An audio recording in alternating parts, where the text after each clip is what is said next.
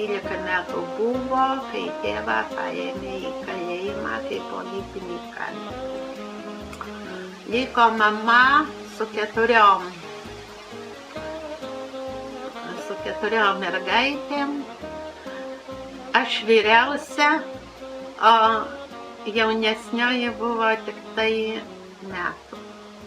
Ir sena mamos mama.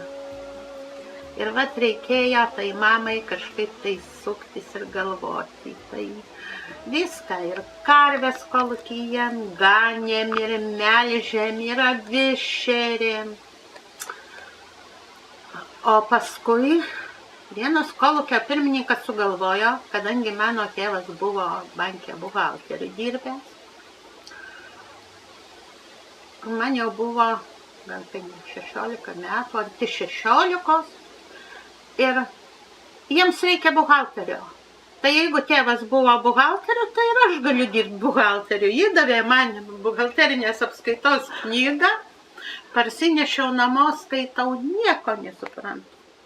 Aš matydavau tėvo didžiulės knygas, dar vokiškais, jis dirbo ir Smetonos, ir vokiečių laikais, ir rusų laikais dirbo, pakol už politinę antitarybinę veiklą jį paėmė kaip ryšininką su miškinį. Ir matydavau debet kredit, ten ir vokiškai turbūt užrašyta, bet jau kai skaityti mokėjau, taigi nesvarbu, kas. O ką ir kaip mamos klausiu, mama, vaikeli, nieko nežinau. Ir paskui, aišku, mama norėjo, kad aš mediciną studijuočiau. Atvažiavau, išlaikiau egzaminus į seserų mokyklą. Pasikvietė direktorė, perskaitė charakteristiką mano. Jis sako, vaikeli, labai gaila, bet mes tavęs priimti negalim. Tėvas, antitarybinė veikla. Buvo tokie laikai, 53 metais stojau, tada mėginau į muzikos mokyklą. Irgi ta pati istorija. Tai mama paprašė kolūkio pirmininko, kad pasiųstų mane mokytis į buhalterių kursus. 7 klases baigusi buvau ir mane atsiuntė į Vilnių metams laiko. Buvo kolūkių tarybinių ūkių, buhalterių ir sąskaitininkams ruošti mokyklą. Metai laiko su 3 mėnesių praktika, atrodo, Anykščių rajone. Kai parvažiavau namo, jau baigusi tą mokyklą, baigėm spalio mėnesį, lapkričio nuo 1 pradėjau dirbti, man buvo tik suėję 17 metų. Nedidukė. Aišku, dar aš paaugau, paskui bent pastorėjau. Nusivežė mane į banką parašus patvirtinti pirmininkas. Duoda tuos parašus, o banke buvo tokie aukšti bordiūrai, tos banko moterys sėdėjo viena šalia kitos, prie langelio prieini, o aš nelabai matau, mano tik tai viršų. Ta banke darbuotoja sako, tai ką čia mums atvežė į vaiką? Ne vaikas, 18, parodyk pasą. Bet jau jis man pasakė, kad jeigu kas, tai sakyk, kad pasą namie paliekai, nes kai pamatys, tai gali neleisti parašą tvirtinti. Sakau, paliekau namuose. Va, matai. Sakiaugi, kad reikia pasiimti jisai. Ir nieko. Ir va, tokia mano buvo pradžia. Aišku, ten buvo pirmininkas 30-tūkstantininkas. Nežinau, kiek jis gal apie 3 metus dirbo. Ir tada jį nuėmė, atsiuntė jauną, gražų kavalierį. Apylinkės pirmininkas buvo. Jau man tada buvo apie 20 metų, aišku. Ir va, aš dirbau su juo, pradėjau dar prie ano pirmininko pradėjau mokytis Klaipėdos buhalterinės apskaitos technikumą. Baigiau technikumą, mes apsivedėm su šituo pirmininku. Nu, o aš, aišku, prieš apsivedant išėjau į kitą ūkį, Antalieptę, į Paduščio ūkį, kadangi buvo aišku, kad kaip ir šiais laikais, taip ir tada nei žmona negali būti nei kasininkė, nei buhalterė. Aš šitam pirmajam ūkyje išdirbau nuo 55 iki 61. 61 atėjau į Antalieptę. Antalieptę iki 68 ir persikėlėm, pasistatėm butą, persikėliau į Zarasus ir priemiestinis kolūkis ten buvo toks Petro Cvirkos. Pirmasai kolūkis buvo, prieš tai vadovavęs buvo liaudės gynėjas, tai taip nuvarytas, kad kai atėjau dirbti, dar karvės šerdavo, stogai dengti šiaudais buvo kaimuose ten Aukštaitijoje, mūsų krašte. Tai vat plėšdavo šitos šiaudus, smulkindavo juos ir šerdavo karvės ir arklius. Ir aišku, paskui karvės reikia pakelti, jau jos pačios neatsistoja. Tai koks ten pienas. Nu, kai atėjo jau tas 30 tūkstantininkas Noriūnas,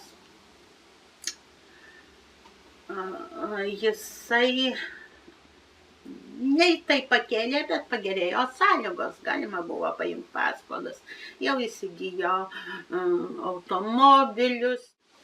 Kita veikla. Kai aš čia tik tai pradėjau dirbti, tais metais ten tam Vajasiškyje atsidarė 7-metė mokykla.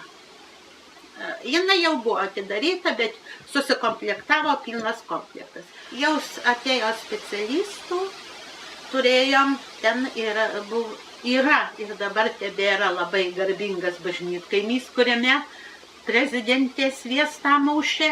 O prie bažnyčios buvo pastatytas toks kultūrinis pastatas, scena įrengta, grindys nuolydžios. Mes, šitas jaunimas, bibliotekininkas, specialistai, agronomas, zootechnikas, veterinorius, čia pirmininkas, šokdavom, dainuodavom, nuvažiuojam į Zarasus, į apžiūras.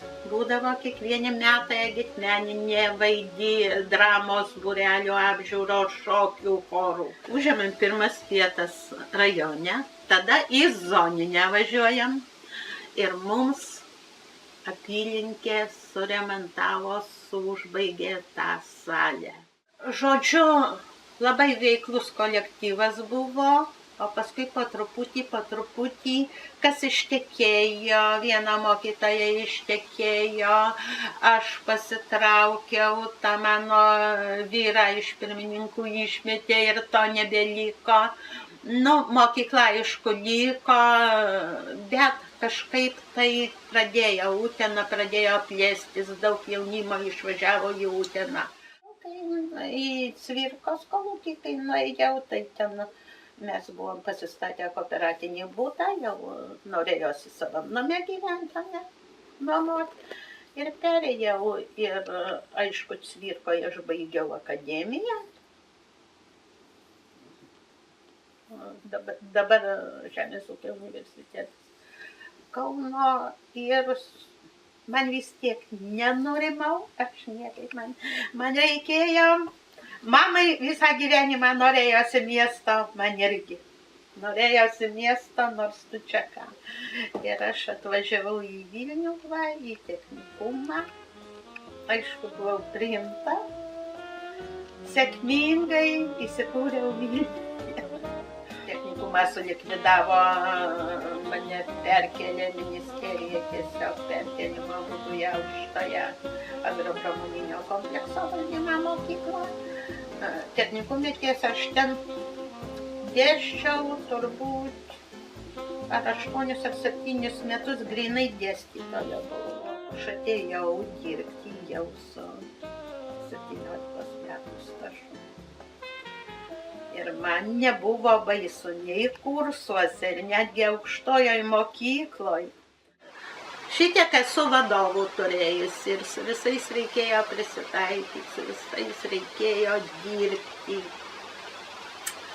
Ir tikrai nei su vienu bloguoju neįsiskyrė. Nors aš esu netokia jau gero charakterio. Ir principinga skaitydavo, kad aš labai principinga, ir bloga, ir visokių peripetijų yra buvę.